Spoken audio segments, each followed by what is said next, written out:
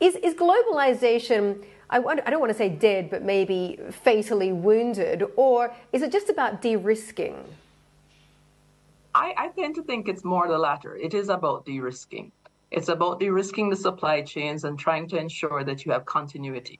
Because we all saw what happened in 2020, 21, when we couldn't get the vaccines, we couldn't get the kind of supply that everybody was looking for, you know, parts for goods, parts for cars.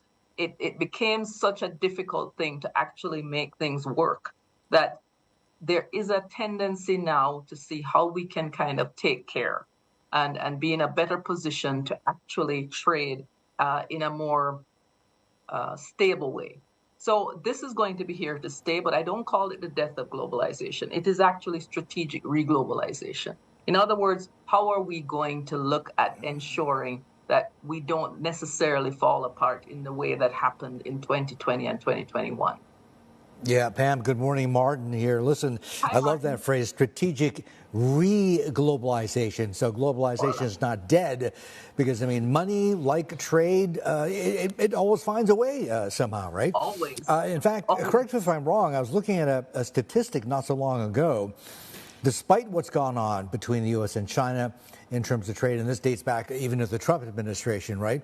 Today, as we speak, U.S.-China trade has never been higher, not in volume terms, which doesn't matter as much, but in value terms. Can you confirm that?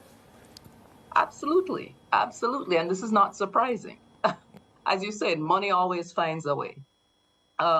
What we have found is that the trade has increased simply because the supply chains have been so disrupted that in order for there to be continuity, in order for there to be predictability, companies will tend to stick to those places that they can actually get, you know, confirmed products.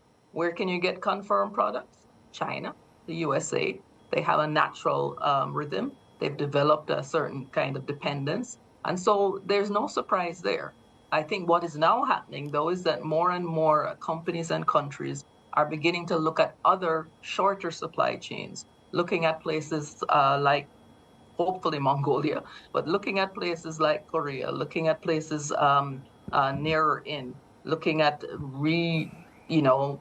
reglobalizing to Mexico, to the Central America. So trying to see how they can develop shorter supply chains in order to have a greater consistency, so to speak, if there's another pandemic or another global crisis.